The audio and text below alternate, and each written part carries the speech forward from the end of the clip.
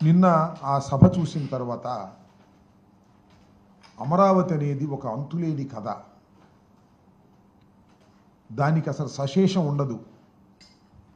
పునఃప్రారంభం మళ్ళా పునఃప్రారంభం తప్ప ఒక అంతం లేని కథలాగా కొనసాగుతుందనేటువంటి భావన రాష్ట్ర ప్రజానీకానికి కలిగిందని ఈ సందర్భంగా నేను చెప్పదలుచుకున్నాను.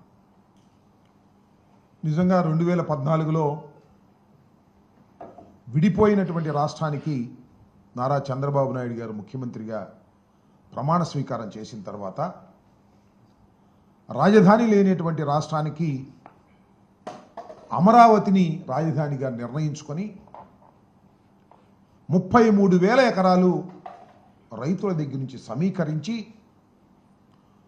ఆ ప్రాంతంలో ఉన్నటువంటి ప్రభుత్వ భూమితో కలిపి సుమారుగా 53,000 ఎకరాలను తీసుకొని అమరావతి నిర్మాణం చేస్తామని ఆ రోజు ప్రకటించారు. 5 సంవత్సరాల్లో చంద్రబాబు నాయుడు గారు అమరావతి నిర్మించడంలో శరవేగంగా ముందు కదిలామని చెప్పారు. అద్భుతమైన నగరాన్ని సృష్టిస్తున్నామని చెప్పారు. కానీ 5 సంవత్సరాల తరువాత అద్భుతమైన నగరం పత్రికల్లోనూ వీడియోలోనూ కనిపించింది, కానీ అక్కడ మాత్రం కనిపించలేదు. It's a failure. 5 సంవత్సరాల్లో అమరావతి నిర్మాణంలో చంద్రబాబు నాయుడు గారు అట్టర్ ఫెయిల్యూర్ అయ్యారనేది జగమెరిగిన సత్యం. చంద్రబాబు నాయుడు గారు ఏం చెప్పారంటే, ఈ 5 సంవత్సరాల్లో 48,000 కోట్ల రూపాయలు ఖర్చు పెడతానని చెప్పారు. 48,000 కోట్ల రూపాయలు ఖర్చు పెడతామని చెప్పారు. 41,170 కోట్లు టెండర్లు పిలిచారు. విన్నారు కదా, 48,000 కోట్లు ఖర్చు పెడతామన్నారు. 41,000 కోట్ల రూపాయలు పైచీలకు టెండర్లు పిలిచారు. ఖర్చు పెట్టింది ఎంత అంటే 5,587.28 కోట్ల రూపాయలు ఖర్చు పెట్టారు. చెప్పింది ఏంటి, చేసింది ఏంటి చూస్తే మనకు అర్థమవుతుంది.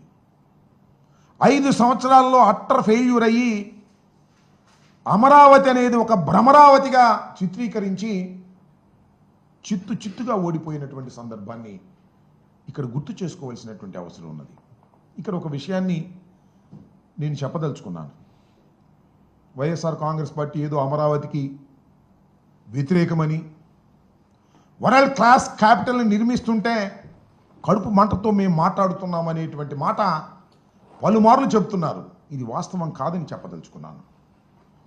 ఆంధ్రప్రదేశ్ విడిపోయింది, గాయపడి విడిపోయింది.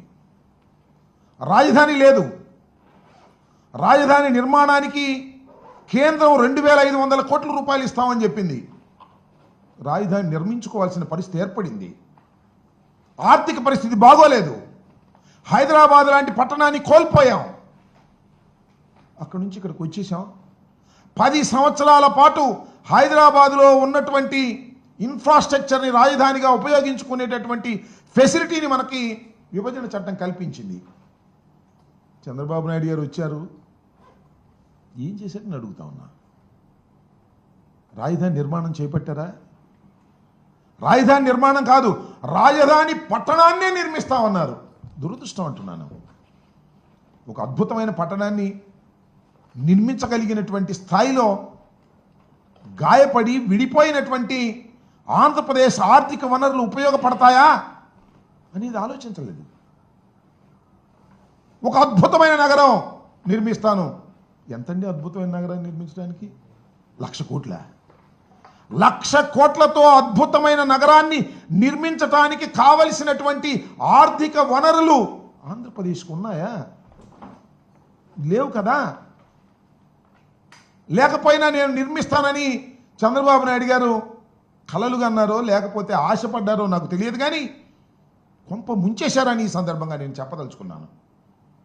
5 సంవత్సరాల పాటులో నేను ఇంతకుముందు చెప్పినట్టుగా 48,000 కోట్లు ఖర్చు పెడతామని కేవలం 5,000 పైచీలు కోట్లు ఖర్చు పెట్టి గంగలో ముంచేశారు. రైతుల దగ్గర నుంచి 33,000 ఎకరాలను సేకరించారు. రైతులకు ఏం చెప్పారండి?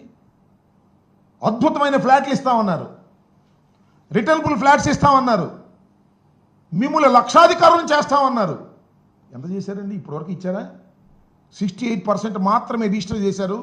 ఇంకా 32% ఇంకా రిజిస్టర్ కాల. చంద్రబాబు నాయుడు గారు అధికారంలోకి వచ్చే సంవత్సరం అయినా కూడా రిజిస్టర్ కాల. ఎవరు మోసం చేస్తున్నారు? రైతుల్ని, అమరావతిని. అమరావతిని ఎవరో విధ్వంసం చేశారంటున్నారే. అమరావతికి పేరు పెట్టింది చంద్రబాబే, అమరావతిని విధ్వంసం చేస్తుంది కూడా చంద్రబాబే. ఇది గమనించమని కోరుతూ ఉన్నా నేను. మేము ఇదేదో కడుపు మంటతోనో మరో రకంగానో చెప్పేటటువంటి పరిస్థితి కాదు. ఉన్న వాస్తవాలను చెప్పేటటువంటి పరిస్థితికి మేము ప్రయత్నం చేస్తున్నాం. ఎస్, జగన్మోహన్ రెడ్డి గారు అధికారంలోకి వచ్చారు, ఆర్థిక వనరులు లేవు. ఆ రోజున చెప్పాం, ఈ రోజున చంద్రబాబు అదే చెప్తున్నాడు. చంద్రబాబు గారు ఏమన్నారండి?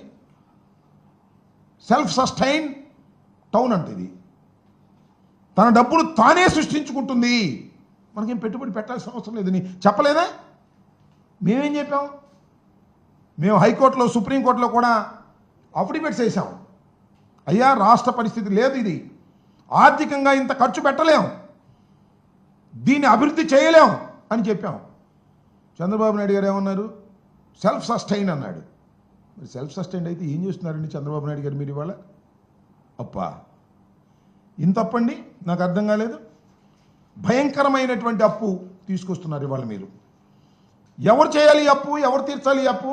52,000 కోట్ల రూపాయల అప్పు తీసుకొస్తున్నారు ఇవాళ మీరు. అప్పుల గురించి ఏమన్నారండి మీరు?